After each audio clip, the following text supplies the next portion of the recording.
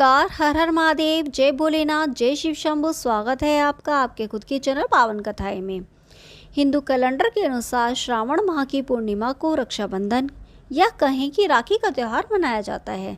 आइए जानते हैं इस त्यौहार को मनाए जाने की संबंधी 10 पौराणिक मान्यताएं। सबसे पहले इंद्र की पत्नी शची ने वृषसुर से युद्ध में इंद्र की रक्षा के लिए रक्षा सूत्र बांधा था। इसलिए जब भी कोई युद्ध में जाता है तो उसकी कलाई पर कलावा, मोरली या रक्षा सूत्र बांधकर उसकी पूजा की जाती है। देवी लक्ष्मी ने राजा बलि को अपना भाई बनाकर हाथों में अपने पति की रक्षा के लिए यह बंधन बांधा था और अपने बंधक पति हरि विष्णु को अपने साथ ले गई थी। दूसरी कथा हमें स्कंद पुराण, पद्म पुराण और श्रीमद् भागवत पुराण में मिलती है। कथा के अनुसार भगवान विष्णु ने अदिति के गर्भ से वामन अवतार लिया और ब्राह्मण के वेश में असुर राजा बलि के द्वार भिक्षा मांगने पहुंच गए।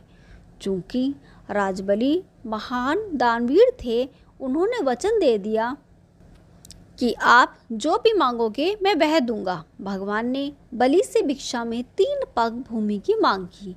बलि ने तत्काल हाँ कर दी, क्योंकि 3 पग ही भूमि तो देनी थी। लेकिन तब भगवान वामन ने अपना विशाल रूप प्रकट किया और 2 पग में सारा आकाश, पाताल और धरती को नाप लिया। फिर पूछा कि राजन, अब बताइए कि तीसरा पग कहाँ रखूं? अब विष्णु भक्त राजा बलि ने कहा, भगवान आप मेरे सिर पर रख लीजिए। और फिर भगवान ने राजा बलि को रसातल का राजा बनाकर अजर अमर होने का वरदान दे दिया। लेकिन बलि ने इस वरदान के साथ ही अपनी भक्ति के बल पर भगवान से रात दिन अपने सामने रहने का वचन भी ले लिया। तीसरा है, भगवान को वामन अवतार के बाद पुण्य लक्ष्मी के पास वापस जाना था, लेकिन भगवान ये वचन देकर फंस गए और वे रसातल में बलि की सेवा में रहने लगे। उधर इस बात से माता लक्ष्मी चिंतित हो गईं। ऐसे में नारद जी ने लक्ष्मी जी को एक उपाय बताया। तब लक्ष्मी जी ने राजा बलि को राखी बांध अपना भाई बना लिया और अपने पति को अपने साथ ले आई। उस दिन श्रावण मास की पूर्णिमा तिथि थी। तभी से यह रक्षाबंधन का त्यौहार प्रचलन में आया है। चौथा है, माना जाता है कि राजसूय युग के समय जब श्री कृष्ण ने शिशुपाल का वध कर दिया था, तो तब उनकी उंगली से खून बहने लगा था। इसे देखकर द्रौपदी ने तुरंत ही अपनी साड़ी का टुकड़ा फाड़कर उनकी उंगली पर बांध दिया था। इस कर्म के बदले श्री कृष्ण ने द्रौपदी को आशीर्वाद देकर कहा था कि एक दिन मैं अवश्य तुम्हारी साड़ी की कीमत अदा करूंगा। इन कर्मों की वजह से श्री कृष्ण ने द्रौपदी के चीरहरण के समय उनकी साड़ी को इस पुण्य के बदले ब्याज सहित इतना बढ़ाकर लौटा दिया और उनकी लाज बच गई। कहते हैं कि इसी के बाद रक्षाबंधन का त्यौहार राखी बांधने की परंपरा शुरुआत हुई थी। 5वां है, उत्तर भारत में रक्षाबंधन वाले दिन अर्थात श्रावण की पूर्णिमा को राखी का त्यौहार मनाया जाता है, जबकि दक्षिण भारत में समुद्री क्षेत्रों में नारियल पूर्णिमा का त्यौहार मनाया जाता है। नारियल पूर्णिमा खासकर सभी मछुआरों का त्यौहार है। मछुआरे भी मछली पकड़ने की शुरुआत इसी दिन से भगवान इंद्र और वरुण की पूजा करने से करते हैं। पूजा के दौरान विधिवत रूप से उन्हें केले के पत्तों को समुद्र किनारे नारियल अर्पित किए जाते हैं। इसीलिए इस राखी पूर्णिमा को वहाँ नारियल पूर्णिमा भी कहते हैं। दक्षिण भारत में यह त्यौहार समाज का हर वर्ग अपने अपने तरीके से मनाता है। इस दिन जनेऊ धारण करने वाले अपने जनेऊ बदलते हैं। इस कारण इस त्यौहार को अभितम भी कहा जाता है। इसे श्रावणी या ऋषि तर्पण भी कहते हैं। प्राचीन काल से ही राखी के रूप में मौली या कलावा बांधने का प्रचलन रहा है। हाथ के मूल में 3 रेखाएं होती हैं, जिनको मणिबंध कहते हैं। भाग्य व जीवन रेखा का उद्गम स्थल भी मणिबंध ही है।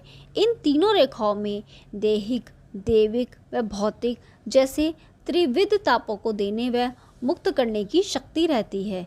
इन मणिबंधों के नाम शिव, विष्णु व ब्रह्मा हैं। इसी तरह शक्ति, लक्ष्मी व सरस्वती का भी यहाँ साक्षात वास रहता है। जब हम कलावा का मंत्र रक्षा हेतु पढ़कर कलाई में बांधते हैं, तो यह तीनों धागों का सूत्र त्रिदेवों व त्रिशक्तियों को समर्पित होता है। जिससे रक्षा सूत्र धारण करने वाले प्राणी की सब प्रकार से रक्षा होती है। शास्त्रों का ऐसा मत है कि मोली या राखी बांधने से त्रिदेव ब्रह्मा, विष्णु व महेश तथा तीनों देवियों लक्ष्मी, पार्वती व सरस्वती की कृपा होती है। ब्रह्मा की कृपा से कीर्ति, विष्णु की कृपा से रक्षा तथा शिव की कृपा से दुर्गुणों का नाश होता है। इसी प्रकार लक्ष्मी से धन, दुर्गा से शक्ति एवं सरस्वती की कृपा से बुद्धि प्राप्त होती है। यह मोली किसी देवी या देवता के नाम पर भी बांधी जाती है, जिससे संकटों और विपत्तियों से व्यक्ति की रक्षा होती है। यह मंदिरों में मन्नत के लिए भी बांधी जाती है। संकल्प के लिए भी रक्षा सूत्र बांधा जाता है। जिस तरह कि राजा बलि ने 3 पग भूमि को दान में देने से पहले जल छोड़कर संकल्प लिया था कि मैं 3 पग भूमि दान करता हूँ, इसी तरह रक्षाबंधन पर हम भाई बहन को उसकी रक्षा का वचन देते हैं। मोली बांधकर किए गए संकल्प का उल्लंघन करना अनुचित और संकट में डालने वाला सिद्ध हो सकता है। यदि आपने राखी या मोली बांधी है तो उसकी पवित्रता का ध्यान रखना भी जरूरी हो जाता है। शास्त्रों के अनुसार मोली बांधने से उसके पवित्र और शक्तिशाली बंधन होने का एहसास होता रहता है और इससे मन में शांति और पवित्रता बनी रहती है। व्यक्ति के मन और मस्तिष्क में बुरे विचार नहीं आते और वह गलत रास्तों पर नहीं भटकता है। कई मौक़ों पर इससे व्यक्ति गलत कार्य करने से भी बच जाता है। महाभारत में भी रक्षाबंधन के पर्व का उल्लेख है। जब युधिष्ठिर ने भगवान कृष्ण से पूछा कि मैं सभी संकटों को कैसे पार कर सकता हूँ, तब कृष्ण ने उनकी तथा उनकी सेना की रक्षा के लिए राखी का त्यौहार मनाने की सलाह दी थी।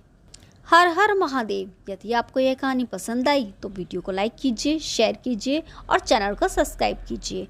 हम आपके लिए ऐसी रोचक पुरानी कथाएं लाते रहेंगे। कमेंट में लिखिए हर हर महादेव।